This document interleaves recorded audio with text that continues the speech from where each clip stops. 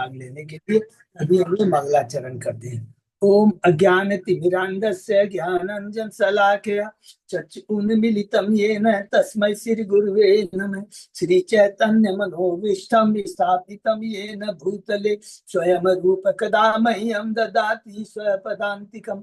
वन्देऽहं श्री गुरु श्रीयुतपद कमलं श्री गुरु वैष्णवांच श्री रूपम साग्र जातम सहगण रघुनाथम वितम तम सजीवम स्वाधेतम सावधूतम परिजम सहितम कृष्ण चैतन्य देवम श्री राधा कृष्ण पादान सहगण ललिता श्री विशाखावितांत च नम ओम विष्णु पादाय कृष्ण पृष्ठाय भूतले श्रीमते भक्ति वेदांत स्वामी इति नामने।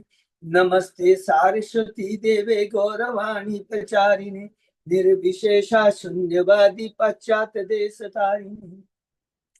वांछा कल्पतरुभ्यश्च कृपा सिन्धुभ्य एव च पतितानां पावनेभ्यो वैष्णवेभ्यो नमो नमः। नमो महावदान्याय कृष्ण प्रेम प्रदायते कृष्णाय कृष्ण चैतन्य नाम्ने गौरत्विषे नमः। हे कृष्ण करुणा सिंधु दीन बंधु जगतपते गोपेश गोपिका कांत राधा कांत नमस्तुते। तप्त कांचन गौरांगी राधे बिंदावनेश्वरी वृषभानुसुते देवी प्रणमामि हरिप्रिये। नीलांचल निवासाय नित्याय परमात्मने बलभद्र सुभद्रायां जगन्नाथाय ते नमः। जय श्री कृष्ण चैतन्य प्रभु नित्यानंद श्री अद्वैत गदाधर श्रीवासादि गौर भक्त बिंद मुखम करोति वाचालम पंगु लंघे यत्कृपातमहं वंदे श्री गुरुमदीनतारिणं परमानंद माधवम श्री चैतन्य ईश्वरं। हरे कृष्ण कृष्ण कृष्ण हरे हरे हरे राम राम राम हरे हरे। श्री श्री मंगलाचरण की जय। शिला प्रभुपाद की जय। हरे कृष्णा। आज की इस भागवतम चर्चा में सभी भक्तों का हार्दिक स्वागत है।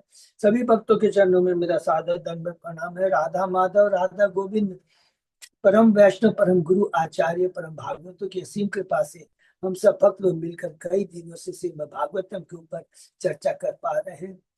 अभी हम लोग कैंटो 10 के 47वें अध्याय में है, शीर्षक है भ्रमर गीत। उसके पहले हमने जो 46 अध्याय कंप्लीट किए हैं, बहुत बड़ी विशेष कृपा है भगवान। जो भी हमने चर्चा की है उसको संक्षेप में हम लोग दोहराने का प्रयत्न करते हैं। 3 भाग में है भगवान की हम लोग लीला, पूरी कैंटो 10 के अंदर में है। 4 भाग कह सकते हैं। पहला भगवान ने गोकुल वृंदावन में जो लीलाएं की है 3.5 साल, गोकुल से फिर वो आ जाते हैं वृंदावन के अंदर में। वो उन्होंने वहां पर 10 साल या 11 साल, जो भी अलग अलग आचार्य कह रहे हैं, कि किसी कहते हैं 10 साल 4 महीने, वो लीला की। उसके बाद में भगवान 11 साल की उम्र में मथुरा में आ जाते हैं। 17 साल तक रहते हैं, माने 27 साल तक भगवान की उम्र में भगवान मथुरा में लीला करते हैं। और बहुत जल्दी अभी भगवान द्वारकापुरी को बनाने वाले हैं और द्वारका भी चले जाएंगे। वहां पर भगवान 96 साल रहते हैं। ये पूरी भगवान की लीला है, पूरी हम लोगों ने ये पढ़ा है। तो पहला जो पड़ाव है जिसके अंदर में भगवान ने गोकुल में लीला की, भगवान का जन्म होता है। पहले अध्याय में हमने देखा कि किस प्रकार भगवान एश्योरेंस देते हैं कि मैं आऊंगा और अधर्मी लोगों का से तुम्हारे को मैं मुक्त करूंगा। अधर्म की जो हमारी, इसमें हम लोग बाहरी दृष्टि से बोलेंगे, लेकिन तत्व से दृष्टि से क्या बोलेंगे, भगवान आते हैं हमारी दुष्टता को, हमारी कलुषिता को, हमारी जो गलत मनोवृत्ति है उसको ठीक करने के लिए आते हैं। क्योंकि भगवान कभी भी किसी को दंड नहीं देते हैं, बाहरी दृष्टि से दंड लेता है, लेकिन उद्देश्य क्या रहता है, अपने जीवों को, अपनी आत्माओं को, उनको सही दिशा दिखाना। तो मैं आऊंगा, भगवान कहते हैं पहले अध्याय में। उस प्रकार लीला शुरू होती है। कंस देवकी के 6 पुत्रों को वध कर देता है। दूसरे अध्याय में भगवान देवकी वसुदेव के मन में आते हैं। देवता आकर के उनकी परिक्रमा करते हैं, गर्भ स्तुति करते हैं। तीसरे अध्याय में भगवान का प्रकट होते हैं। उनको वसुदेव जी भगवान के आदेश से गोकुल में लेके चले जाते हैं। चौथे अध्याय में किस प्रकार कंस छोटे छोटे बच्चों की हत्या करता है। 5वें अध्याय में भगवान नंद बाबा नंदसो बनाते। 6वें अध्याय से भगवान की लीला शुरू होती है। पहला भगवान ने गोकुल में किस पर कृपा की? पुतना के ऊपर कृपा की। 7वें अध्याय में भगवान ने सटकासुर तृणावर्त के ऊपर किया। 8वें अध्याय में भगवान का नामकरण होता है। कौन करते हैं? गर्ग मुनि करते हैं। कौन भेज देता है गर्ग मुनि को गोकुल में? वसुदेव जी भेजते हैं। 9वें अध्याय में दामोदर लीला है। 10वें अध्याय में भगवान की नागर यमलार्जुन पर कृपा है। उसके बाद में भगवान चले आए हैं कहाँ पर? वहां पर आ गए, वृंदावन में आ गए। भगवान की उम्र है 3.5 साल के आसपास में। और कितने साल तक भगवान रहते हैं वृंदावन में? 10 साल 4 महीने जो भी कहते हैं। और उसमें भगवान क्या क्या लीला करते हैं? सबसे पहले हमने देखा भगवान की लीला है, वो बछड़े को चराना शुरू करते हैं 11वें अध्याय में। 12वें अध्याय में अघासुर का वध होता है। 13वें अध्याय में हम लोगों ने पढ़ा ब्रह्म विमोहन लीला होती है। शिक्षा क्या है? कि भगवान सारे भक्तों की जो इच्छाएं थी कि गोपियां चाहती थी मेरा पुत्र बने, युवा गोपियां चाहती थी मेरा पति बने भगवान, और गाय चाहती थी कि बछड़े के रूप में उनका दूध पान करेंगे। सारी ब्रह्म विमोहन लीला। बाहरी दृष्टि से यह है कि ब्रह्मा को दंड दिया, वो दिया। भगवान की लीला में ब्रह्मा इंद्र सब सहयोग करते हैं। जब हम लोग जो भागवत पढ़े हैं तत्व को समझना है। बाहरी दृष्टि से किसी को बोलेंगे देखो भगवान की माया इतनी प्रबल, अच्छे अच्छे को भ्रमित कर देती है। ये तो वह बाहरी दृष्टि से। अंतरंग दृष्टि से क्या भगवान क्या करते हैं? अपने भक्तों पर कृपा करते हैं। तो दोनों पक्ष को हम लोग लेंगे, ठीक है। उसके बाद में हम लोगों ने 14वें अध्याय में ब्रह्मा जी की स्तुति है, कितनी सुंदर स्तुति है? और 15वें अध्याय में फिर भगवान बलराम ने धेनुकासुर का। 16-17 अध्याय में हमने पढ़ा भगवान ने किस पर कालिया नाग पर कृपा किया। 18वें अध्याय में लंबासुर के ऊपर भगवान ने कृपा की है। 19 अध्याय में भगवान दावा अग्नि का दावान दल को पान कर जाते हैं। 20वें अध्याय में सुखदेव और स्वामी जी वृंदावन के ग्रीष्म ऋतु और शरद ऋतु वर्षा ऋतु का बहुत सुंदर वर्णन करते हैं। 21वें अध्याय में हमने पढ़ा कि किस प्रकार गोपियां अब भगवान की वेणु वेणु का गुणगान करते हैं। वेणु क्या है? वेणु सबको दिव्य आनंद प्रदान करती है। बार बार याद करेंगे एकदम कि भगवान की जो वेणु अलग अलग भगवान गायों के लिए, गोपियों के लिए, गोपों के लिए, पेड़ पक्षियों के सबके लिए अलग अलग अपनी लय में वेणु गीत गाते थे। इसीलिए वो पेड़ों को भी आनंद देते हैं, पक्षियों को भी आनंद देते हैं, पर्वतों को भी आनंद देते हैं, नदियों को भी आनंद देते हैं। ये वर्णन हमने वेणु गीत का पूरा 21 अध्याय। 22वें अध्याय में भगवान की चीर हरण, गोपी की चीर हरण लीला है। इसमें गोपियां सब कुछ अपना समर्पण करती है और उसी का प्रतिफल दान देने के लिए भगवान ने रास लीला किया। ये याद रखें, पूर्ण समर्पण कृष्ण। 23वें अध्याय के अंदर में ब्राह्मण पत्नी से शिक्षा यदि हमसे पूछेगा तो एक एक नोट करने जाएंगे। भगवान कहते हैं कि ब्राह्मण वेद तपस्या ज्ञान सब कुछ का उनको नॉलेज था, लेकिन भगवान को नहीं प्राप्त कर सके। क्योंकि जितना अगर वेद होता है, ज्ञान अध्ययन करते हैं, तपस्या करते हैं, अगर वो कृष्ण के लिए नहीं है तो घमंड का कारण बन जाएगा। ये बहुत इंपॉर्टेंट चीज है जो ब्राह्मणों से सीखा। लेकिन ब्राह्मण पतिया ने कुछ नहीं किया था, लेकिन भगवान की सेवा की। भगवान को जाकर उन्होंने सारे अन्न खिलाए, भगवान को भोजन दिया, प्रसाद दिया, भगवान खुश हो जाते हैं। 24वें अध्याय से लेकर के 27वें अध्याय में हमने गोवर्धन लीला के बारे में पढ़ा, जिसके अंदर में शिक्षा हमको ये मिलती है कि भगवान ये जो भी कार्य, तो शिक्षा बाहरी दृष्टि से क्या, इंद्र को घमंड हो गया था कि मैं ही भोगता हूँ, मैं हूँ। लेकिन भगवान बोलते नहीं।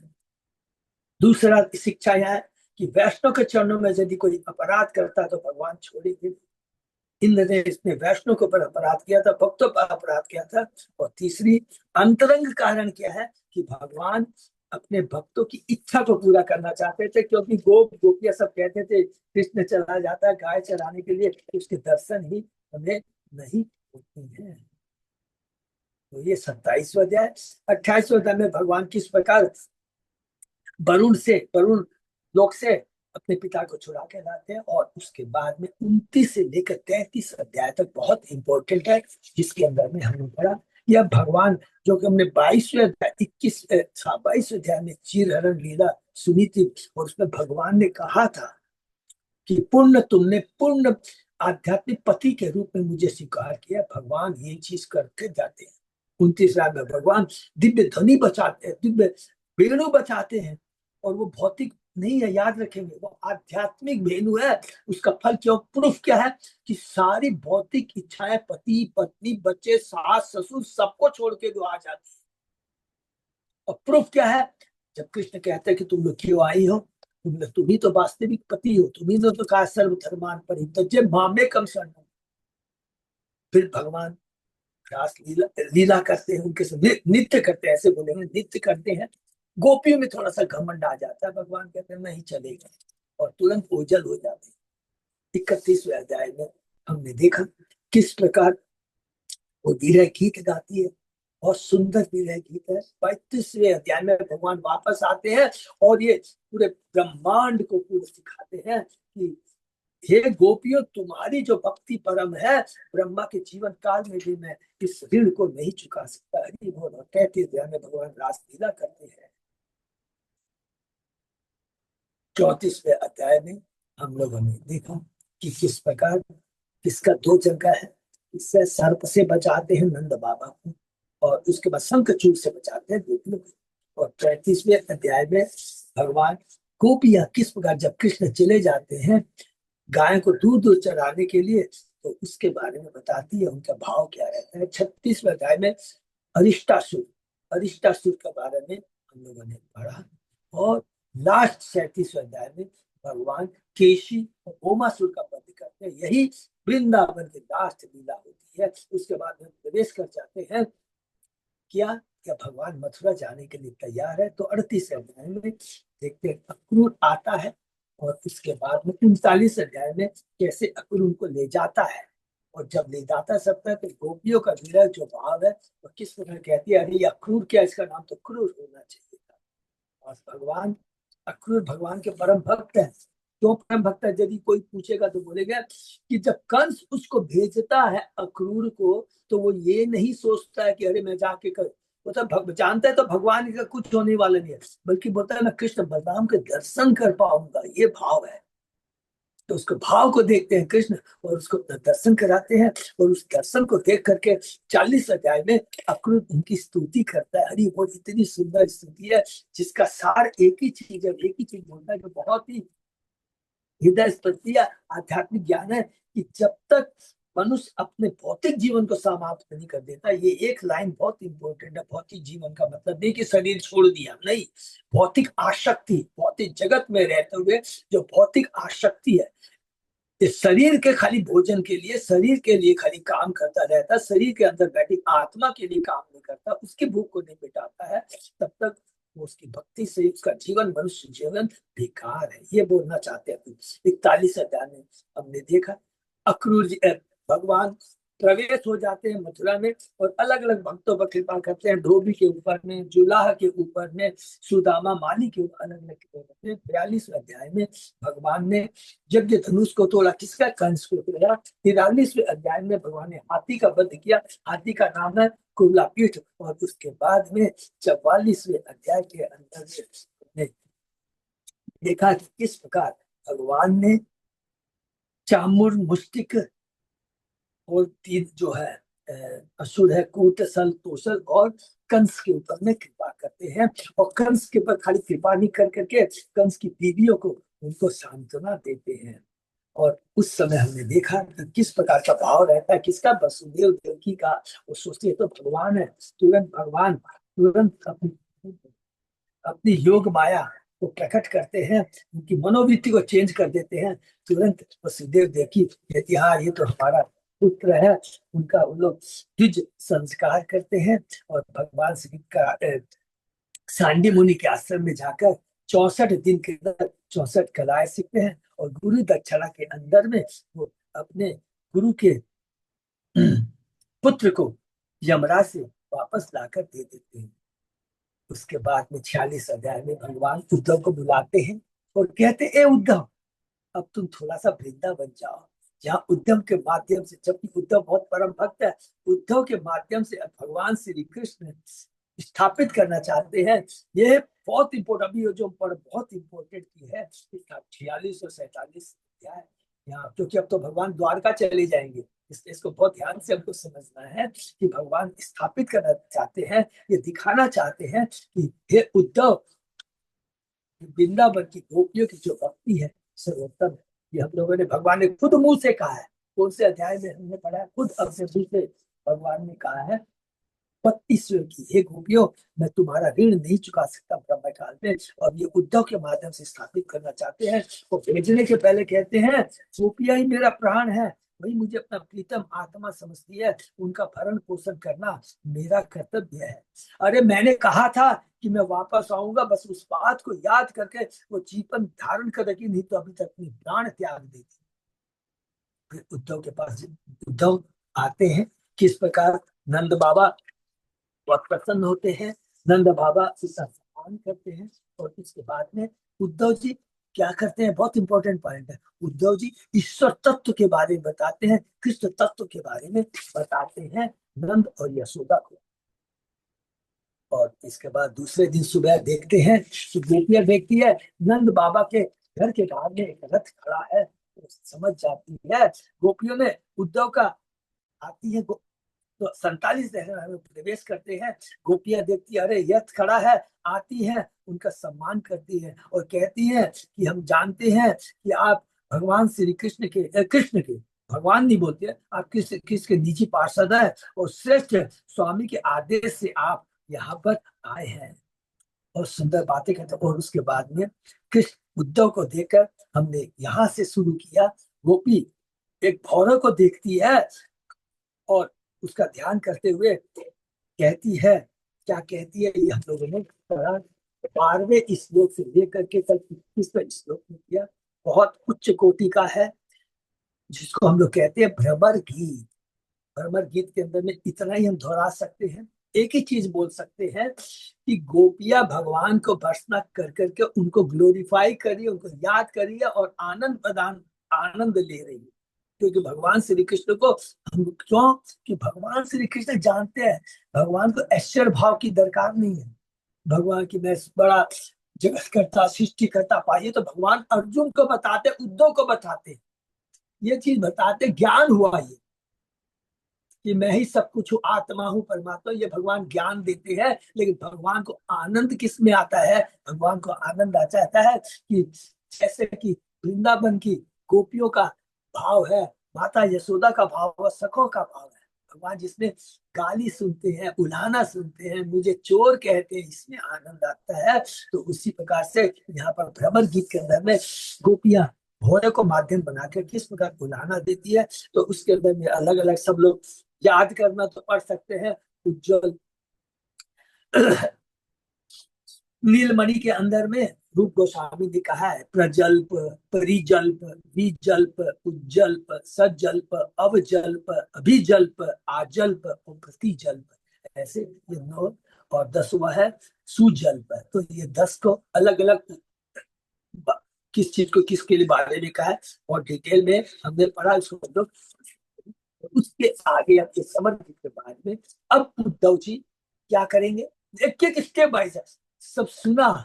और उसके बाद में अब उद्धव जी कृष्ण ने जो आदेश दिया था, वो आदेश, वो संदेश, सॉरी आदेश नहीं संदेश, वो संदेश गोपियों को सुनाएंगे। तो वही चर्चा आज हम लोग करेंगे। ओम नमो भगवते वासुदेवाय, ओम नमो भगवते वासुदेवाय, ओम नमो भगवते वासुदेवाय, नारायण नमस्कृत्य नरं चैव नरोत्तमं, देवी सरस्वती व्यासं ततो जयं उदीरये। नष्प्रायेषु अभद्रेषु नित्यं भागवत सेवया, भगवती उत्तम श्लोके भक्ति भवति नैष्ठिकी। कृष्णाय वासुदेवाय देवकी नंदनाय च नंद गोप कुमाराय गोविंदाय नमो। आराधयो भगवान भजेश तनय, ततधाम वृंदावनम रमया काचित उपासना, ब्रजबधु वर्गेण्य कल्पिता। श्रीमद्भागवतम प्रमाणम अमलम प्रेमापुमर्तो महान, श्री चैतन्य महाप्रभो मतमिदं तत् आदरो न पर। हरे कृष्ण कृष्ण कृष्ण हरे हरे, हरे राम राम राम हरे। कैंटो 10 चैप्टर 47 श्लोक नंबर 22 है क्या प्रभु? मोस्टली हाँ प्रभु जी, 22 से ही है मिक्स कर। थैंक यू सो मच प्रभु। श्लोक नंबर 22 से करते हैं, बहुत सुंदर है। श्री शुकवाच अथ उद्धव निसंयम कृष्ण दर्शन लालसा शांत भयं प्रिय संदेशे गोपी इदम अभाषित। सुखदेव गोस्वामी ने कहा, यह सुनकर उद्धव ने गोपियों को ध्यान बंधाने का प्रयास किया, जो कृष्ण का दर्शन पाने के लिए अत्यंत लालायित थी। इस तरह वे उनके प्रेमी का संदेश उनसे बताने लगे। तो क्या संदेश है कृष्ण का? अब उद्धव वाच है, अहो युवम स्म पूर्णार्था भवतयो लोक पूजिता वासुदेव भगवती याशाम इति अर्पितम मन। श्री उद्धव ने कहा, निश्चय तुम सारी गोपियां सभी प्रकार से सफल हो और विश्व भर में पूजित हो, क्योंकि तुमने इससे से भगवान वासुदेव में अपने मनों को समर्पित कर रखा है। क्योंकि वास्तव में जो समाधि में कौन है? ये आचार्य लिखा है। हम कहते हैं यम नियम आसन प्राणायाम प्रत्याहार धारणा ध्यान समाधि, ये समाधि नहीं है। समाधि में रियल गोपियां हैं समाधि में, कि हर पल हर क्षण केवल कृष्ण का इनको ध्यान रहता है। यद्यपि अन्य भक्त निश्चय अपना मन भगवान में समर्पित कर चुके होते, किंतु अपने प्रेम की प्रखरता में गोपियां अद्वितीय। हरि बोल, ये प्रभुपाद जी कह दिए, क्लियर कह दिए। दानवत तपो होम जप स्वाध्याय संयमी विधि श्रेयो विधि च अन्ये कृष्णे भक्ति ही साध्यते। दान, कठिन व्रत, तपस्या, अग्नि यज्ञ, जप, वैदिक ग्रंथों का अध्ययन, विधि विधानों पालन, अनेक शुभ साधनों द्वारा भगवान कृष्ण की भक्ति द्वारा भगवान कृष्ण की भक्ति प्राप्त की जाती है। अलग अलग साधन है, लेकिन भक्ति योग ही परम है। श्री विश्वनाथ ठाकुर ने यहाँ पर वर्णित विधियों की व्याख्या की है। दान देखिए बहुत सुंदर एकदम है। प्लीज, वास्तविक दान क्या? भगवान विष्णु उनके भक्तों को दान दिया जाता है, ये वास्तविक दान। व्रत, एकादशी जैसे व्रत करना। तपस, कृष्ण के निमित्त इंद्रिय तृप्ति का परित्याग, ये तपस्या है। अपनी इंद्रिय तृप्ति के लिए तपस्या नहीं, यम नहीं, कृष्ण के निमित्त, कृष्ण की इंद्रिय तुष्टि के लिए, कृष्ण के लिए सब कुछ त्याग देना, ये वास्तविक तपस्या है। ओम विष्णु को समर्पित अज्ञेय जब भगवान के नामों का जप उच्चारण करना, स्वाध्याय, वैदिक तथा गोपाल तापनी उपनिषद का अध्ययन एवं वाचन। हरि बोल। गोपाल चंपू से कंफ्यूजन मत होइए। गोपाल चंपू किसने लिखा? जीव गोस्वामी ने लिखा। ये उपनिषद है, लिखा है गोपाल तापनी उपनिषद है। तो अध्ययन एवं वाचन, इसमें भक्ति के बारे में लिखा है, बहुत सुंदर है। भगवती उत्तम श्लोके भगवती भी अनुत्तमा भक्ति प्रवर्तिता दृष्टिया मुनि नाम अपनी दुर्लभा। अपने सौभाग्य से तुम सबों ने भगवान उत्तम ईश्वर के प्रति शुद्ध भक्ति का अद्वितीय मानदंड स्थापित किया है। यह मानदंड ऐसा जिसे मुनि भी कठिनाई से प्राप्त कर सकते हैं। हरि बोल। बड़े बड़े मुनि योगी तपस्या करते हैं। जो हम लोगों ने यशोदा की दामोदर लीला के भाव में सुना, तो वही तो गोपियां है ना, वही ब्रज की गोपियां है। यशोदा माँ भी तो गोपी है ब्रज की, तो उनका याद आ रहा है, उसी को हम लोग सोचेंगे। प्रवर्तिता शब्द इसका सूचक इस जगत में गोपियां ही ईश्वर शुद्ध प्रेम का मानदंड लाई, जो उसके पूर्व पृथ्वी पर अज्ञात तारी वो। इस तरह उद्धव ने धार्मिक जीवन में अद्वितीय योगदान के लिए बधाई देते हैं। तो तुम्हारी जो भक्ति है, उसके सामने हमने महर्षि भी जो द्वारका की अभी आगे आएगा, हमें सुने, वो भी फीकी है। कंपेरेटिवली है, कंपेरेटिवली, तुलना के दृष्टि से वो तो बहुत बड़ी परम भक्त है। सतभामा, रुक्मणी, ये सब बहुत अच्छी भक्त है। कंपेरेटिवली दृष्टिया पुत्रान पति देहान स्वजनान भवनानि च हित्वा अविदित यूयम यत् कृष्णाख्याम पुरुषम परम। सौभाग्य से तुम लोगों ने अपने पुत्रों, पति और सारे शुद्धा समस्त घरों का परित्याग उस परम पुरुष के लिए किया है, जो कृष्ण नाम से जाना चाहता है। हरि बोल। हम लोगों को परित्याग करना है। आज मैं ये व्रत करा, देखिए एक एक चीज है, बहुत खुलकर बात करेंगे। भौतिक आसक्ति के लिए हमने त्याग किया, ये किया, ये किया, सब बेकार है, ये सब अपनी नीति है। वास्तविक त्याग तपस्या है कृष्ण के लिए जो गोपियों ने किया था। इसलिए यहाँ पर लिखा है सारी सुविधा को त्यागना है, वो त्याग नहीं है जब तक वो कृष्ण के निमित्त नहीं है। श्री विश्वनाथ ठाकुर बताते हैं कि गोपियों ने इन वस्तुओं के प्रति अपने स्वामित्व भाव को त्याग दिया।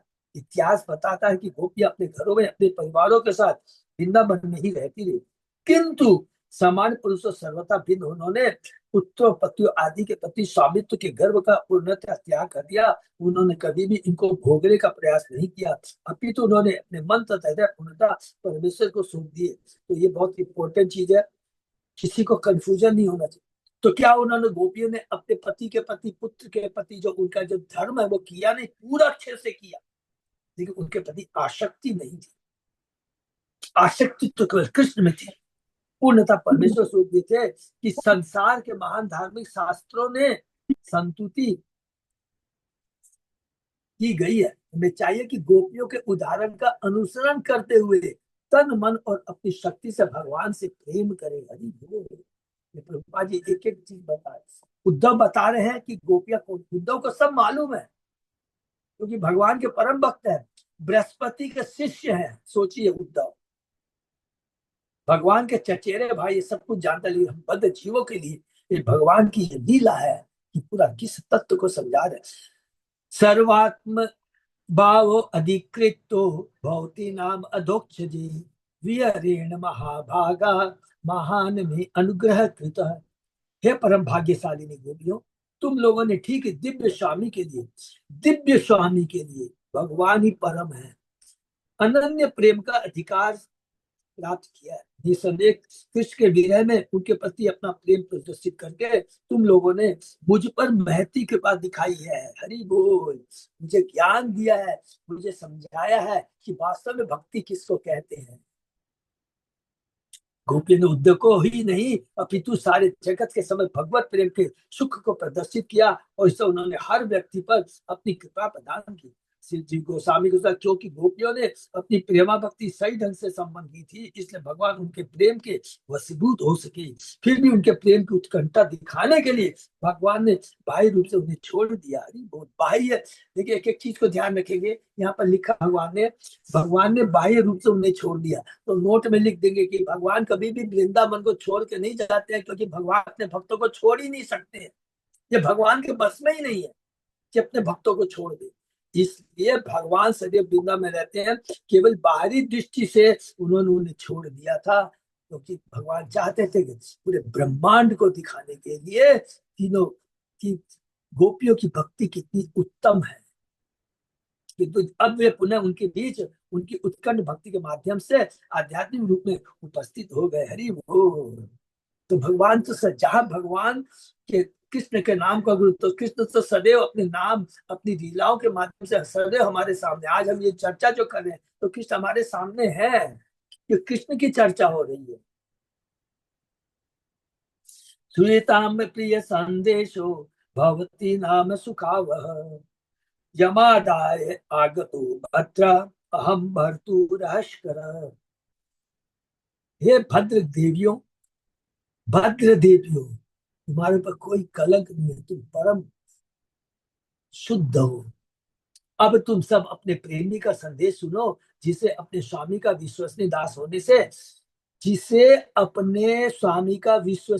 होने से मैं तुम लोगों के पास लेकर आया। खुद कहते हैं कि भगवान का कृष्ण का विश्वसनीय दास हूँ। शर्म नहीं है बोल रहे हूं तो मैं विश्वसनीय दास। जब प्योरिटी रहती है तो बोलते हैं प्योरिटी इज द फोर्स, तो कहते हैं। अब वो संदेश देते हैं कि भगवान ने क्या बोला था, अब वो एक एक करके सुना रहे हैं। श्री भगवान वाच माने, या भगवान वाच माने भगवान ने जो कहा है उसके बारे में अब उद्धव जी बता रहे हैं। भवती नाम भवती नाम योगो में नहीं सर्वात्मना क्वचित भूतानि यथा भूतानि भूतेषु खम वायु अग्नि जलम मही तथा हम च मन प्राण भूतेन्द्रिय गुणाश्रय। भगवान ने कहा है तुम वास्तव में कभी भी मुझसे विलग नहीं हो। हरि बोल। क्योंकि मैं सारी सृष्टि का आत्मा हूँ। जिस तरह प्रकृति के तत्व आकाश, वायु, अग्नि, जल तथा पृथ्वी प्रत्येक सृजित वस्तु में उपस्थित रहते हैं, उसी तरह मैं रहित के मन, प्राण तथा इंद्रियों में और भौतिक तत्वों के भीतर तथा प्रकृति के गुणों में उपस्थित रहता हूँ। सब चीज भगवान, क्योंकि भगवान से ही सब कुछ सृष्टि हुई है। एक एक चीज है, भगवान से ही सृष्टि है, तो सब कुछ भगवान का है। तो जब भगवान से सृष्टि हुई है तो समझ में बहुत सिंपल चीज है कि भगवान सब में है। श्री जीव गोस्वामी तथा श्री विश्वनाथ चक्रवर्ती अनुसार भगवान के कथन की इस दिखने वाली दार्शनिक भाषा में गूढ़ अर्थ छिपा है। हरि बोल। भगवान गुप्त रूप से गोपियों को बतला रहे थे कि वे अपने प्रेम के बदले उन सबों के समस्त सृष्टि के आत्म रूप में ही नहीं अपितु उनके विशेष प्रेमी के रूप में भी उपस्थित थे। इस संदर्भ में गुण शब्द गोपियों के विशिष्ट देवी गुणों का सूचक है। भौतिक गुण नहीं, देवी गुणों का सूचक है, जिससे श्री कृष्ण आकृष्ट हुए। सर्वात्मा शब्द को जिसका अनुवाद यहाँ हमने स्वयं भगवान कृष्ण के संदर्भ में लिया है कि भगवान ही सर्वात्मा है, मैं शब्द के रूप होते हुए जो करण कारक रूप युक्त हुआ सर्वथा अथवा पूर्णता के रूप में भी समझा जाता है। दूसरे शब्दों में यद्यपि एक अर्थ के साथ भगवान कृष्ण अनुपस्थित थे बाहरी दृष्टि से, किंतु वे कभी भी पूरी तरह अनुपस्थित नहीं रह सकते, क्योंकि अपने आध्यात्मिक रूप में वे गोपियों के हृदय तथा मनों में सदैव विद्यमान रहते। हरि बोल। क्योंकि भगवान ने कहा है अहम भक्त प्रसादिन, याद है नंबर कैंटो में भी कहते हैं। किसको कहते हैं? दुर्वासा मुनि को कहते हैं, हे दुर्वासा मुनि तुम जान लो, मेरे शुद्ध भक्त मुझको छोड़कर किसी को नहीं जानते हैं और मैं उनको छोड़कर किसी को नहीं जानता। Number one. दूसरा कहते हैं वे सदैव मेरा हृदय में रहते हैं, मैं सदैव उनके हृदय में रहता हूं। तो हृदय मतलब सदैव भगवान रहते हैं। और एक इंपॉर्टेंट चीज और हम समझ सकते हैं, अगर भगवान की शक्ति और भगवान की कृपा अगर भक्त के संग नहीं रहती तो सबसे बड़ा उज्ज्वलन उदाहरण खाली एक ले लीजिए, प्रहलाद महाराज का। प्रहलाद महाराज के ऊपर इतना उसके पिता हिरण्यकशिपु ने, उसके पास में तो सारी शक्तियां थी, अष्ट सिद्धियां विद्या सब कुछ उसके पास में थी सब, लेकिन प्रहलाद महाराज का बाल बांका नहीं बिगाड़ सका, क्योंकि योगों के ईश्वर जो सारी योगों के अष्ट सिद्धियों के जो मालिक योगेश्वर कृष्ण है सदैव उसके साथ थे, इसलिए उसका बाल बांका नहीं बिगाड़ सके। श्री प्रभुपाद ने भगवान कृष्ण तथा अन्य कृतियों में विस्तार से बताया है कि गोपियों से अपने को विलग करने का कारण यह था कि कृष्ण अपने प्रति उनके प्रेम को प्रखर बनाना चाहते थे। हरि बोल।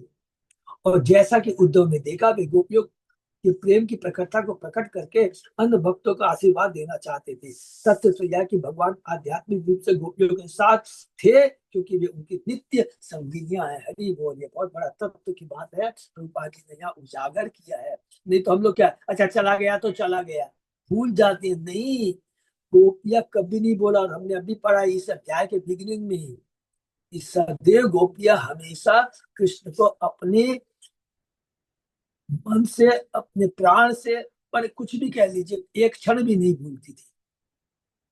श्री विश्वनाथ चक्रवर्ती ठाकुर यह भी इंगित करते हैं कि मूर्ख जन यह निष्कर्ष निकालेंगे कि कृष्ण द्वारा दार्शनिक भाषा का प्रयोग का अर्थ था कि भगवान गोपियों को कृष्ण भावी दर्शन की मूलभूत बातें बतलाकर उन्हें मुक्ति तक पहुंचाना चाह रहे थे।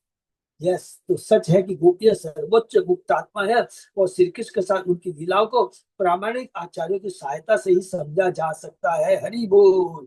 हम लोग केवल आचार्यों की बात, विश्वनाथ चक्रवर्ती जैसे महान आचार्यों की टिप्पणी से, रूप गोस्वामी, सनातन गोस्वामी, जीव गोस्वामी, इन लोगों की टिप्पणी से ही हम लोग, क्योंकि भगवान अपने को प्रकट करते हैं, भगवान के एक एक चीज को जानते, क्योंकि चैतन्य महाप्रभु के संग में सदैव कौन रहते थे? ललिता विशाखा दोनों रहते थे, रामानंद राय और स्वरूप दामोदर। जब गोपियां राजनीति के लिए आई तो कृष्ण उन्हें सामान्य नीति तथा नैतिकता पर बल देते हुए कर्म योग का उपदेश देना चाहा, किंतु गोपियां तो उनसे भी आगे थी। हरि बोल। क्या बोलते हैं भगवान? आई थी, अरे तुम्हें तो अपने पति पत्नी बच्चों की वो करना चाहिए ना। तो लेकिन गोपियां कर्म योग के बारे में बताती है, तो वो बताए कर्म योग, योग का कर्म तो करना है, लेकिन योग कौन से कर्म है जो हमें कृष्ण से जोड़े, जो कृष्ण के आदेश के अनुसार हो। तो बोले कर्म योग का उपदेश देना चाहा, किंतु गोपियां तो उनसे आगे थी। इसी तरह कृष्ण अब उन्हें ज्ञान योग प्रदान कर रहे हैं, किंतु गोपियों के लिए यह भी अपर्याप्त है कि उन्होंने कृष्ण के प्रति स्वैच्छिक शुद्ध प्रेम प्राप्त कर लिया है। कि अब ये उद्धव जी, अब तुम्हें मैं ज्ञान योग के बारे में बताने आ रहे हो। गोपियां सब कर्म योग, ज्ञान योग, ध्यान योग, तप योग के ऊपर है। आत्मनि एवात्मन आत्मानं सृजे हन्मि अनुपाल अनुपाल आत्म माया अनुभावेन भूतेन्द्रिय गुण आत्मना। मैं ही अपनी निजी शक्ति के द्वारा भौतिक तत्व, इंद्रियों तथा प्रकृति के गुणों का सृजन करता हूँ, उन्हें पालता हूँ और फिर उन्हें भीतर समेट देता हूँ। अब भगवान यहाँ पर फिर अपने ईश्वर तत्व के बारे में बता रहे हैं। गोपियों को इस सबसे लेना देना नहीं है, लेकिन बस हम बच्चों की, पहले उद्धव ने किसको बताया ईश्वर तत्व के बारे में? नंद बाबा को बताया। अब उद्धव जी गोपियों को बता रहे हैं भगवान के आज संदेश के माध्यम से। आत्मा ज्ञानमय शुद्धो व्यतिरिक्तो गुण अन्वय सुषुप्ति स्वप्न जागृत भी माया वृत्ति भी ईयते। शुद्ध चेतना या ज्ञान से युक्त होने से आत्मा प्रत्येक भौतिक वस्तु से पृथक है और प्रकृति के तीन गुणों पास से अलिप्त है। आत्मा का अनुभव भौतिक प्रकृति के तीन कार्यों के माध्यम से किया जा सकता है। यह जागृत, स्वप्न तथा सुषुप्ति। जागृत मीन्स हम जगे हुए, देखिए अभी भौतिक दृष्टि से, और आध्यात्मिक दृष्टि से सोए। तो जीव आध्यात्मिक दृष्टि से सोया हुआ है, और जागृत दृष्टि से क्या है, लगता है सॉरी भौतिक दृष्टि से जगा हुआ, मैं जगा हुआ हूँ। लेकिन भगवान के उद्धव को कहते हैं, कैंटो 11 में हम पढ़ेंगे कि जीव सोचता है मैं जगा हुआ हूँ, लेकिन वास्तव में वो सोया हुआ है, आध्यात्मिक दृष्टि से सोया। अब ये सोने की तीन अवस्था होती है जागृत में, कि कम से कम जो सोया हुआ है, जो स्वप्न देख रहा है, उससे तो अच्छा है कि वो सपना नहीं देख रहा है, जागृत। इसका क्या सतोगुण लेवल हुआ। और जो स्वप्न देख रहा है, और मैं आज इतना इतना कमा लिया, ये करूंगा ये करूंगा, ये स्वप्न है, ये हो गया रजोगुण का भाव। और सुषुप्ति का मतलब है जो डीप नींद में सोया हुआ है, वो तमोगुण को दर्शाता है। तो हमें क्या है, आध्यात्मिक दृष्टि से जगना है। अभी तो हम लोग सतोगुण रजोगुण तीनों गुण बांधे हुए हैं, जागृत स्वप्न सुषुप्ति तीनों हमको बांधी हुई है। हमको तुरीय स्टेट में आना है, तुरीय का मतलब तीन गुण से ऊपर में आना। तो ये भगवान बता रहे हैं आत्मा का अनुभव भौतिक से तीन कार्य के माध्यम से किया जा सकता है। और आत्मा को ने कल भगवत गीता भी याद आ गया, अभी थोड़ा बताए। भगवत गीता में भगवान ने तीन ही चीज कहा है, गुह्य, गुह्यतर और गुह्यतम। मेरे अर्जुन, मैं तूने तीन ज्ञान दूंगा, गुह्य, गुह्यतर और गुह्यतम। ये किसमें बोला है? 90वें अध्याय के श्लोक में बता रहा है कि मैं तू गुह्यतम ज्ञान। तो हम लोगों ने पहले तीन भागों में भगवत गीता को बांटा है। पहले से 6वें अध्याय के अंदर में भगवान ने क्या दिया? गुह्य ज्ञान। गुह्य ज्ञान क्या है? हम शरीर नहीं, हम आत्मा है।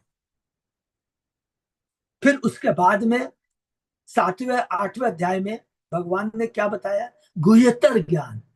अर्थात अरे ये शरीर नहीं आत्मा है, ये तो कोई बात नहीं, ये तो ज्ञानी भी जानते हैं, लेकिन आत्मा भगवान का अंश है, ये बताया। और फिर गुह्यतम ज्ञान बताते हैं क्या? मन मना भक्तो मध्यादि गुह्यतम ज्ञान क्या है? अरे आत्मा भगवान का अंश ठीक है, लेकिन अंश का कर्तव्य है भगवान की सेवा करना। ये गुह्यतम ज्ञान है, भगवान की भक्ति करना। इसलिए 90वें अध्याय को बोला गया है कि एकदम गुह्यतम ज्ञान। तो सेम चीज हमको पूरा ध्यान से समझना, पूरा चीज। तो यही पूरी गीता है। तो ये तो ज्ञान हुआ। उसके बाद में कर्म के बारे में बताते हैं कि मैंने कर्म के बारे में बताया, ये है वर्णाश्रम धर्म, ये बताया ये, लेकिन कर्म वही है जो कृष्ण के लिए हो, अदरवाइज वो बंधन का कारण बन जाएगा।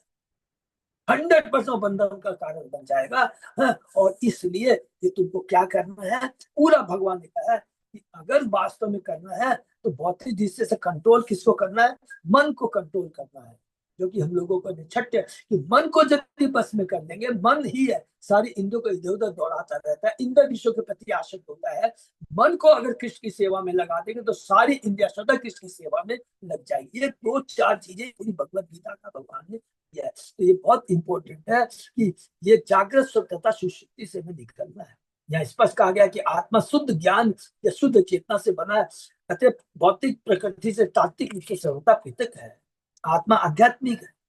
श्री विश्वनाथ चक्रवर्ती ठाकुर इंगित करता है कि आत्मा का अर्थ परमात्मा भगवान कृष्ण भी लगाया जा सकता है, क्योंकि पिछले श्लोकों में भगवान बतला चुके कि सारे भौतिक विषय उनके अंश है। अतः माया विरीयते पद सूचित करता कि इस जगत का गहन अध्ययन करने से हमें ईश्वर की अनुभूति होगी। इस दृष्टि से भी गोपियों को सलाह दी गई कि शोक न करे, हरि बोल, सब कुछ कृष्ण पुत्र हमने पढ़ा। अब आपसे कोई हमसे पूछेगा पृथ्वी अग्नि जल आयु है क्या भगवान से, अरे भगवान ने शुरू में तो क्या, जब सृष्टि हुई है हमने पढ़ा प्रधान महतत्व सब तो क्लियर पढ़ा है कि सारी चीज भगवान से आती है। जब मिथ्या अहंकार में जब रहता है महतत्व, तो उसके अंदर सॉरी मिथ्या अहंकार जब सतोगुण रजोगुण तमोगुण में रहता है, तो उनको तो क्लियर हमने पढ़ा है कि तमोगुण में जब रहता है तो ये पृथ्वी अग्नि जल वायु आकाश सब रूप करता है। सतोगुण में जब रहते हैं तो माइंड और इंद्र ये सारे सेंस देवता सारे सब आते, सब कुछ तो हमने पढ़ा है। सब कुछ भगवान से आया है।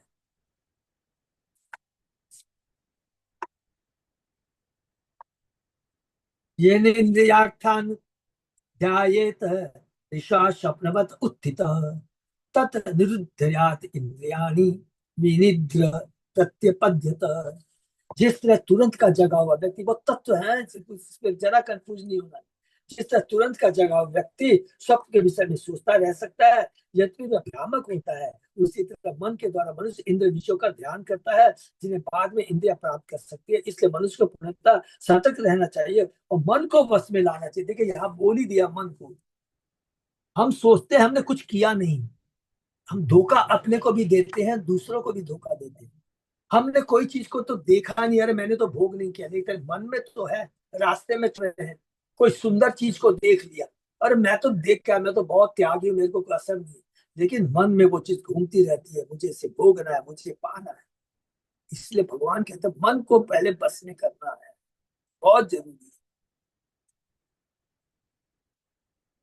प्रतिपद क्रिया का अर्थ है अनुभूति होना या पूर्वावस्था को प्राप्त। जो आत्मा विनिद्र अर्थात भौतिक चेतना की स्वप्नवत अवस्था से मुक्त है, वह भगवान की निज सेवक के रूप में अपनी स्वाभाविक स्थिति को फिर से प्राप्त कर लेता है। हरि बोल।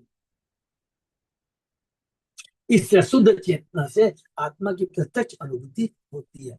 शुद्ध चेतना से आत्मा की प्रत्यक्ष अनुभूति होती है, आत्मा परमात्मा की प्रत्यक्ष अनुभूति होती है शुद्ध चेतना से। शुद्ध चेतना का मतलब होता है सिंपली अपनी सारी इंद्रियों को, मन जो मालिक है माने नेता है, उसको अगर भगवान की सेवा में लगा देते हैं धीरे धीरे। भगवान ने गीता के 6वें अध्याय के 35वें श्लोक में बोला भी है कि अर्जुन मन को बस में करना बहुत दुर्लभ है, लेकिन हाँ प्रयास से इसको बस में किया जा सकता है।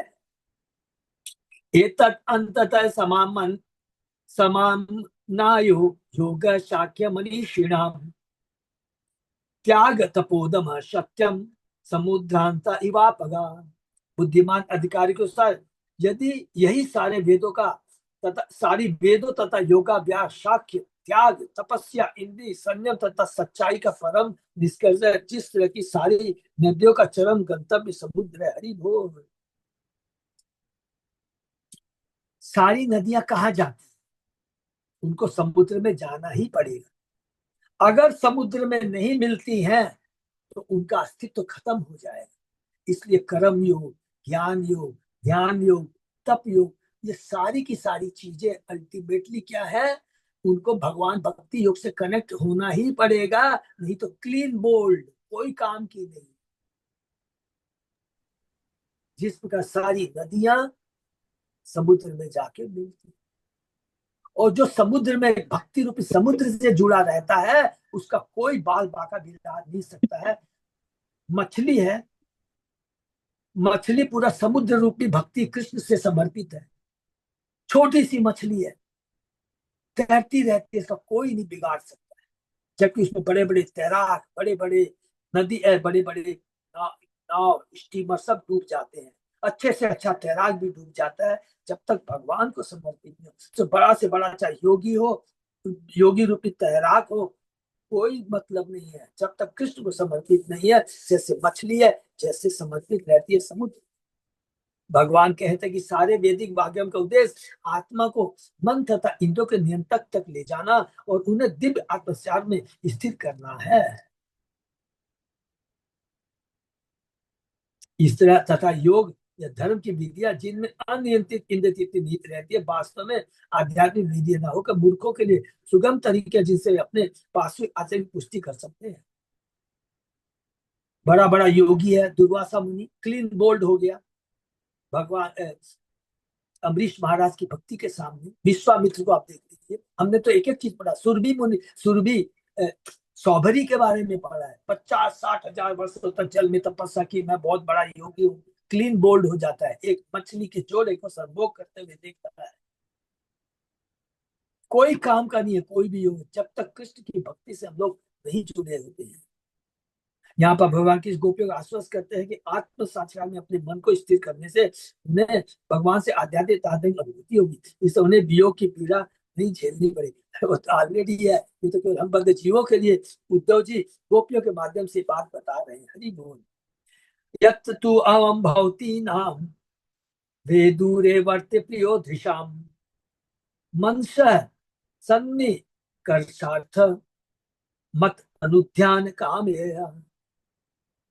किंतु जिस असली कारण से तुम सबों की आंखों की प्रिय वस्तु मैं तुम लोगों से काफी दूर रह रहा हूँ, वह यह कि मैं अपने प्रति तुम सबों के चिंतन को प्रगाढ़ करना चाहता था और इससे तुम्हारे मनों को अपने अधिक निकट लाना चाहता था। ये कौन कह रहा है? कृष्ण कह रहे हैं। ये भूलना नहीं है, यही कृष्ण का संदेश दे रहे हैं हम लोग। चिंतन को प्रगाढ़, तुम्हारी भक्ति को प्रगाढ़ करना चाह रहा था, इससे तुम्हारे मनों को अपने अधिक निकट लाना चाहता था। मैं तो बहुत स्वार्थी हूँ, किसने कहते हैं, क्योंकि तुम्हारे मनों को, क्योंकि तुम मेरी परम भक्ति हो, क्योंकि मैं तुमको कैसे भूल सकता हूँ और तुम मेरे नजदीक आ जाओ जिससे मुझे दिव्य आनंद का अनुभव हो। तो दोनों को आनंद होता है। तो भगवान बता रहे हैं कभी कभी जो वस्तु हमारी आंखों के पास होती है वही हमारे हृदय तथा मन से दूर होती है, और इसके विपरीत उसकी उसकी उपस्थिति से हृदय उसे अधिक चाहने लगता है। यद्यपि भगवान कृष्ण गोपियों से दूर होते जा रहे प्रतीत हो रहे हैं, किंतु वे उन्हें आध्यात्मिक स्तर पर अपने अधिक निकट ला रहे थे। हरि बोल। ये प्रभुपाद जी की कृपा है जो हमारे जो मन में थोड़ा भी कंफ्यूजन उसको दूर करने के तत्व को बारे में यहाँ बता रहे। यथा दूर चरे पृष्ठे मन आविश्य वर्तते दृष्टि नाम चैन तथा चिंता संकृष्टे अच्छी गोचरे। जब प्रेमी दूर होता है तो स्त्री उसके विषय में अधिक सोचती है बजाय उसके कि जब वह उसके समक्ष उपस्थित होता है। ये हमने पढ़ा है, जब कोई, हमने चर्चा की है, जब किसी स्त्री का पति दूर देश चला जाता है, सब कुछ भूल जाती है, उसी के बारे में चिंता। जब तक उसके पास में रहता है तो ठीक है, तब तक तो बोलेगी तुमने आलू नहीं लाया, तुमने ये नहीं लाया, वो नहीं लाया। लेकिन जैसे ही दूर चला जाता है उसी को याद करती है, वो सदैव उसके मन में रहता है। श्री विश्वनाथ ठाकुर के साथ पुरुषों के साथ भी ऐसा ही होता है। वे उस प्रेमिका के सोचते हुए अधिकाधिक लीन होते जाते हैं जब वह काफी दूर रहती है, बजाय उसके कि जब वह उसके नेत्रों के समक्ष उपस्थित होती रहती है। बहुत सुंदर। मई आवेश मन कृतस्नम विमुक्ता शेष वृत्ति यत अनुस्मरन्तयो माम नित्यम अचिरात माम उपेश्यथ। चूंकि तुम्हारे मन पूर्णतः मुझ में लीन रहते और अन्य सारे कार्यों से मुक्त रहते, तुम सदैव मेरा स्मरण करती हो, और इसलिए तुम लोग शीघ्र ही मुझे पुनः अपने सामने पा सकोगी। ऑलरेडी तो तुम लोग हो ही, लेकिन जैसे मैं जो बता रहा हूँ तो तुमको समझ में आएगा, अरे कृष्ण तो हमसे दूर है कहाँ, कृष्ण तो हमारे पास ही है। क्योंकि ये कृष्ण कह रहे हैं। और कृष्ण भगवान, गोपियां कभी भी कृष्ण की बात को नकारती नहीं जानती। तो ये नहीं है, क्योंकि ये पूरा आध्यात्मिक दृष्टि की उच्च कोटि की जो चेतना है, और वो जो उद्धव लेके आए हैं भगवान के संदेश संदेश, ये कोई माने क्या बोलता है लॉलीपॉप नहीं है, खाली ऐसे माने सांत्वना देने के लिए नहीं है, ये सच बात है। या मया कृता रात्र्याम बने अस्मिन् ब्रजे आस्थिता अलब्धा अलब अलब अलब्ध राशा कल्याण यो माप आपू मत चिंतया। यद्यपि कुछ गोपियों को ग्वाल ग्राम में ही रह जाना पड़ा था, जिससे वे रात में जंगल में रचाए गए रास्ते में मेरे साथ क्रीड़ा नहीं कर, बहुत इंपॉर्टेंट है, नहीं कर पाई, तो भी वे परम भाग्यशाली नहीं थी। निसंदेह मेरी शक्तिशाली लीला का ध्यान करके ही मुझे प्राप्त कर सकती है। और याद रखेंगे, तो जो नहीं जा सकी थी, प्रभुपाद जी ने तात्पर्य में लिखा है, भौतिक दृष्टि से वो वहां थी केवल, लेकिन आध्यात्मिक दृष्टि से भगवान कृष्ण के साथ थी। फिर ये उद्धव का संदेश हुआ किसको, भगवान को। और आगे हम लोग जो है श्री शुकवाच है, एवं प्रियतमादिष्टम आकर्ण्य व्रज योषित ताम उचु उद्धवम प्रीता तत्संदेश आगत स्मृति। सुखदेव गोस्वामी ने कहा, ब्रज की स्त्रियां अपने प्रीतम कृष्ण से यह संदेशा सुनकर प्रसन्न हुई, हरि बोल। उनके शब्दों से उनकी स्मृतियां ताजी हो गई, अतः उन्होंने उद्धव से इस प्रकार का गोपी बात है, अब गोपिया, फिर अब गोपिया कहती है, हरि बोल। दृष्टया अहितो हत कंसो यदीनाम सानुगो अधकृत दृष्टिया आपते लब्ध सर्वार्थे कुशली आस्ते अच्युत अधुना। गोपियों ने कहा, यह अच्छी बात है कि यदु का शत्रु एवं उन्हें सताने वाला कंस अब अपने अन्यायों से मारा जा चुका है। और यह भी अच्छी बात है कि भगवान अच्युत अपने शुभेशी मित्रों तथा समझों के साथ सुख पर रह रहे हैं, जिनकी हर इच्छा अब पूरी हो रही है। अब मथुरा वासियों की भी सारी इच्छा पूरी हो रही है। भगवान तो परम त्यागी है, कोई आसक्ति नहीं है। कश्चित गदा कश्चित गदा अग्रज सौम्य करोति पुरियोषिताम प्रीतिम न स्निग्ध सहाशे उदार इक्षण अर्चित। ये सौम्य उद्धव, क्या गद का बड़ा भाई नगर की स्त्रियों को वह आनंद प्रदान कर रहा है जो वास्तव में हमारा, हम ऐसा समझते हैं कि ये स्त्रियां उदार चित्तों तथा प्यारी सजीव मुस्कुराहट उनकी पूजा करती होगी। गदा जग नाम कृष्ण का सूचक है। देव रक्षिता के पहले पुत्र गद का बड़ा भाई अग्रज देव रक्षिता देवकी की बहन थी, और देवकी वसुदेव का ब्याही थी। ये चीज हम लोगों ने शायद कैंटो 9 में पढ़ा के अंत में, जैसे ध्यान नहीं। मैंने रिलेशन पूरा कृष्ण को इस प्रकार संबोधित करके गोपियां इंगित करती हैं कि कृष्ण अब अपने को देवकी का ही पुत्र मानते हैं, जिसका अर्थ यह होता है कि वह वृंदावन से उनका संबंध इस शिथिल पड़ रहा है। प्रगाढ़ प्रेम के कारण गोपियां क्षण भर भी कृष्ण के विषय में सोचने से अपने को रोक न पाती थी, हरि बोल। तो ये कृष्ण कौन से हैं, किस तत्व की बात कह देते हैं। जीव गोस्वामी ने भी कहा है, गोपाल चंपुक में कहा है ये बात है, याद रखना है कि ये जो है मथुरा के कृष्ण है और गोकुल के जो कृष्ण है, वो हम लोगों ने जो पढ़ा है, एक हो गए थे। गोकुल के कृष्ण सदैव वहीं रहते हैं वृंदावन में, और वसुदेव देवकी के हृदय से जो प्रकट हुए थे वो पुनः मथुरा में आए। कथम रति विशेषज्ञ यस्य पुरियोषिताम नानुबंधयेत तत्वाक्य विभ्रमे च अनुभाजित। श्री कृष्ण सभी प्रकार के माधुर्य व्यापार में दक्ष हैं और नगर की स्त्रियों के प्रिय हैं। चूंकि अब वे उनके मोहक शब्दों तथा इशारों से निरंतर पूजित है, तो भला फिर वे उनके पास मित्रों कर नहीं बनेंगे, हरि बोल। श्रीधर के स्वामी के उनमें से प्रत्येक श्लोक भिन्न भिन्न गोपियों द्वारा कहा गया है, अलग अलग गोपियां कह रही है। अपि स्मरति न साधु गोविंद प्रस्तुते क्वचित गोष्ठी मध्य स्त्रियां ग्राम्य शेर कथांतरे। हे साधु पुरुष, क्या नगर की, हे साधु पुरुष, हे उद्धव, क्या लास्ट करते हैं।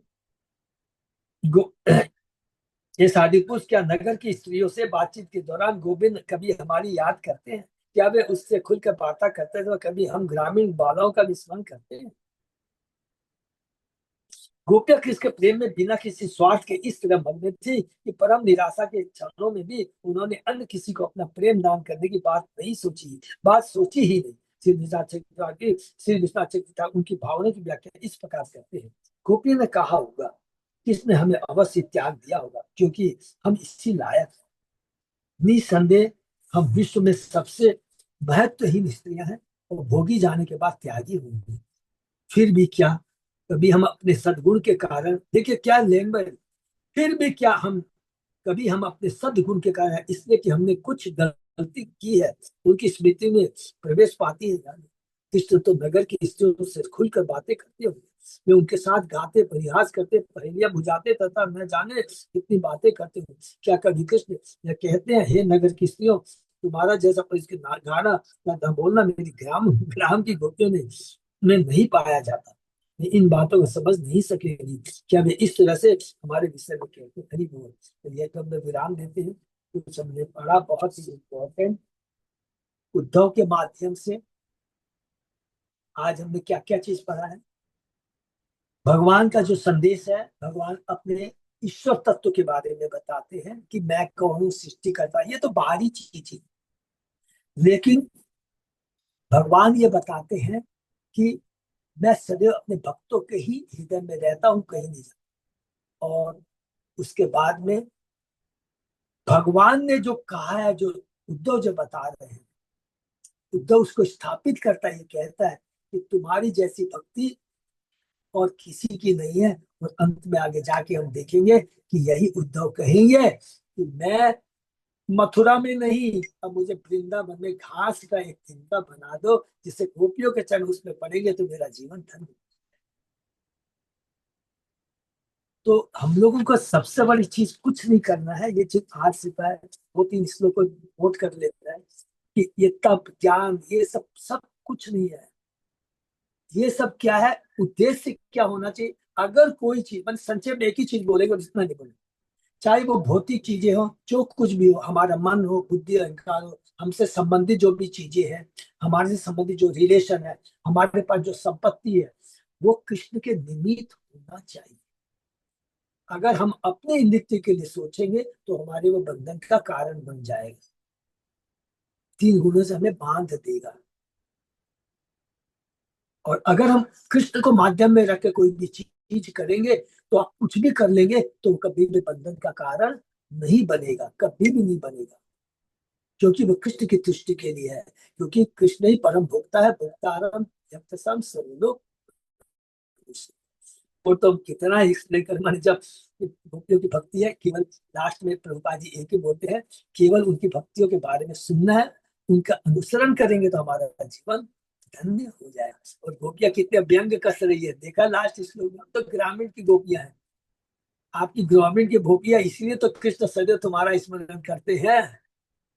कृष्ण लक्ष्मी जी का स्मरण नहीं करे, किसी तुम्हारा स्मरण करते हैं, क्योंकि भक्ति ही परम है। हरे कृष्ण। एक विराम देते हैं। किसी का कोई प्रश्न?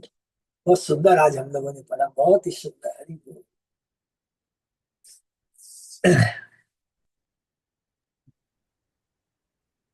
तो यही पर हम लोग विराम देते हैं। किसी का हरे कृष्ण हो। हाँ मिस्टर बाग बोलिए प्रभु। हरे कृष्ण हो। अच्छा, मेरा बोलने का मतलब है जो हम लोग जन्मों से माता मिला, पिता मिला, गुरु मिला, शिक्षा मिला, गीता मिला, उपन्यास मिला, ये चंद्र सूर्य सब कुछ मिला है, लेकिन हम लोग भगवान से मिला व भगवान से नाता जुड़ा, हम कैसे पता चलेगा? क्या चीज, क्या बोले, समझा नहीं प्रभु आपका प्रश्न। हम बोला जीवन से हम लोग जन्मों से हम लोग पिता मिला, माता मिला, माने बहन मिला, गुरु मिला, शिष्य मिला, वेद मिला, गीता सब कुछ मिला, किससे लेकिन मिला? हम लोग कैसे समझे? ये ऐसे हमको कैसे ऐसे कैसे समझेगा हम जब भगवान से मेरा नाता जुड़ा व भगवान से मेरा प्रेम है, हम कैसे पता चलेगा? हरे कृष्ण बोल। प्रभु, सबसे पहले जो चीज है, ये जो चीज हमको मिला है, अभी तो हमने डिस्कस किया, किससे मिला? पहला चीज आप ये बताइए, किससे मिला है सारा चीजें? ठीक अपना भगवान, बोलेंगे थोड़ा सा। भगवान से ही तो मिला है। और वो देखिए, जैसे तत्व को अगर आप समझ लेंगे ना तो सारा उत्तर आपको मिल जाएगा। हम लोग बाहरी दृष्टि से सोचते हैं, जैसे कि आपने कहा कि माता पिता से हमको ये शरीर मिला, तो भगवान ने एक चीज, आचार्य ने ये बोला है कि माता पिता सबको मिलते हैं, हर योनि में मिलते हैं। चींटी को भी, चींटी अपने आप नहीं हो जाती, कुत्ता भी अपने आप नहीं हो जाता, सबको तो माता पिता मिलते ही हैं। और लेकिन भगवान क्या कहते हैं, ये माँ तुमको ये इस माँ के पेट से क्यों आने के लिए मिला? क्योंकि तुम्हारे कर्म और स्वभाव के अनुसार, पहला चीज भगवान कहते हैं मैंने किया। मैं हर आदमी के कर्म और स्वभाव के अनुसार उसको अलग अलग योनि के माता पिता से इस भौतिक जगत में आना पड़ता है। आने के बाद में अब दूसरा स्टेप आइए, आपको हवा मिली, पानी मिला, जल मिला, ये मिला। भगवान ने क्या लिखा, अभी हमने तो डिस्कस किया कि महत्व जब मिथ्या अहंकार तमोगुण में रहता है, पृथ्वी अग्नि जल वायु सब मिलते हैं, सारी चीज कृष्ण से मिलती है फ्री ऑफ कॉस्ट। तो भगवान तो सारी चीजें, तो यहीं पर उद्धव जी भी ये बात कहते हैं, नंद बाबा को उद्धव जी ये बात भगवान संदेश में, अपने संदेश में भेजते हैं गोपियों को। तो गोपियों को क्या मालूम नहीं है कि हम बड़े जीवों के लिए बता रहे हैं कि मैं सृष्टि करता हूँ, सब कुछ ये है। तो सब कुछ तो भगवान के बारे में बात हो रहा है, तो अब भगवान के अलग से जानने की दरकार या हम कैसे जाने की बात ही नहीं रहती है ना। अगर तत्व को हम लोग समझ जाएंगे, जैसे उस दिन हम लोग राधा रानी के बारे में बात, तत्व को आप समझ लीजिए, ये राधा रानी कौन है? शायद आपने ही प्रश्न किया था, राधा रानी कौन है? खाली पहले तत्व को समझ लीजिए। राधा रानी कृष्ण की अलानिदिनी अंतरंगा शक्ति है, जो सदैव कृष्ण के अंदर रहती है। लेकिन भगवान ने अब जब दिव्य आनंद का आदान प्रदान करना चाहा तो उसको प्रकट किया, जो अमूर्त रूप में थी उसको मूर्त रूप में प्रकट किया। तो ये भगवान की शक्ति नंबर 1। और उस शक्ति से ही सारी गोपियां, महर्षियां, लक्ष्मणा और सारी स्त्रियां। तो कौन है? कृष्ण। कृष्ण ही शक्तिमान है और सारी शक्तियां उनके लिए है। तो शक्तिमान सारी शक्तियां किसके भोग के लिए है? कृष्ण के भोग के लिए, अर्थात कृष्ण की सेवा के लिए। अगर हम शक्तिमान बनने की चेष्टा करेंगे तो हमारा पतन हो जाएगा, हम दुखी हो जाएंगे। यह है तत्व। और भगवान अलग अलग, ब्रह्मा जी के एक दिन में भगवान एक बार आते हैं, सातवें मनु काल में आते हैं, अलग अलग लीला करते हैं। ये सब अलग चीज है, लीला जो हम लोग सुनते हैं, जो हमने दामोदर लीला में अलग अलग राधा की अलग अलग लीला सुनी, वो एक अलग अलग लीला है। पहले ब्रह्मा जी का शपथ 100 दिन है, पहले दिन में आए तो भगवान ने अलग लीला की है, भगवान दूसरे दिन में आए ब्रह्मा जी की अलग लीला की है। ये तो चलती रहती है। तो लीला तत्व तो अलग अलग चीज है। तो अभी हम लोग ने जो तत्व डिस्कस किया, कृष्ण ही सब कुछ है, उसके बाद में अपने आप ही समझ में आ जाएगा कृष्ण के बिना कोई चीज का अस्तित्व नहीं है। अगर हम सोचते हैं कृष्ण के बिना कोई चीज का अस्तित्व है, यही हमारा भ्रम है, माया है, हमारे बंधन का कारण। ठीक है प्रभु? हरे कृष्णा। हरि बोल, हरि बोल, हरि बोल, हरि बोल। तो हम लोग विराम देते हैं। और किसी का कोई प्रश्न? बहुत बहुत धन्यवाद सब भक्तों को। हाँ? और अच्युत जयदार को कल बहुत अच्छा हम लोगों का सब पकड़ा हुआ। हमारे जगन्नाथ के बहुत भक्त हैं, माता जी लोगों ने बहुत सेवा की है। संगीता माता जी, प्रभा माता जी, ज्योति माता, सब लोग थे, बहुत सबने अच्छी सेवा की है, तो बहुत बहुत धन्यवाद है। और इसके बाद में नेक्स्ट तो प्रोग्राम बस यही है कि एक ही रिक्वेस्ट है, ये रिक्वेस्ट है कि हमारे पास 2 महीने है क्या? हाँ, आज 1 दिसंबर जनवरी, करीब करीब 1.5 महीना है। ज्यादा से ज्यादा गीता का हमें प्रचार करना है। अभी हमारे संतोष माता जी ने 100 गीता के लिए स्पॉन्सर किया है उसके। और उसके बाद में और कुछ मिला हमको संगीत। प्रभु जी मैंने नहीं किया प्रभु जी, नेचुरल सिटी वालों ने किया है। हाँ माता जी, रिप्रेजेंट आप कर रही है, मेरा बोलने का मतलब यही है। वो सब भक्त समझ गए हैं, ये तो आपका बड़प्पन है। हरे कृष्णा प्रभु जी। हाँ माता जी, मेरे पास अभी तक काउंट आया नहीं है प्रभु, अभी तक कोई लोग माता जी आपका काउंट मेरे को मालूम है। नहीं, इस बार नहीं सब होगा। आपका इस बार आप, ऐसे नहीं होगा, जितना होगा ठीक है। आपका काउंट सबको मालूम है, और आपका जो काउंट है ना, उसके लिए मेरे को सुंदर गोविंद दास प्रभु फोन करते रहते हैं, प्रभु मैं कब आऊं, कब आऊं। मैं कहा ठीक है, गंगा सागर का तैयार हो, क्योंकि माता जी की सारी गीताएं गंगा सागर जाती है, बहुत खुश होते हैं प्रभु।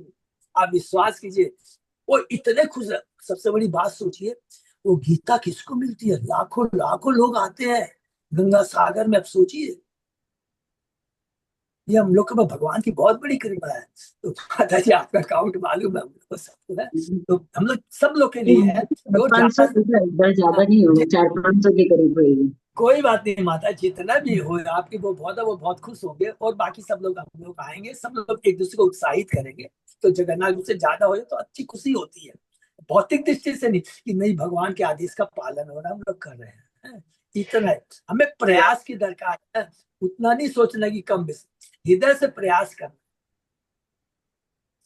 राधापाद प्रभु जी बताए थे ना, भगवान का जब भोजन बनाते हैं, प्रसाद, प्रयास होना चाहिए, सावधानी होनी चाहिए, प्रेम से होना चाहिए। तीन चीजें लास्ट में बताए ना, और बेस्ट क्वालिटी का देना चाहिए। ये नहीं कि ठीक है ये माला अच्छा कितनी, 5 रुपए, हम लोग पहले सोचते ही थे ना ऐसा, अच्छा ये भगवान का खराब चीज, अच्छा गाय को खिला दो, तुरंत चेतना पे थप्पड़ पड़ा ना, भी समझ में आ गया ना, नहीं ऐसा नहीं करते, बेस्ट चीज गाय को, भगवान को, सबको। ठीक है ना। हरे कृष्णा, ये तो विराम देते हैं, सबको बहुत बहुत धन्यवाद। हरि हरे बोल। कृष्णा। हरि बोल। हरि जय बोल। भक्त। धन्यवाद। अगले सेशन में विराम देते हैं, फिर कल सुबह 7 बजे में।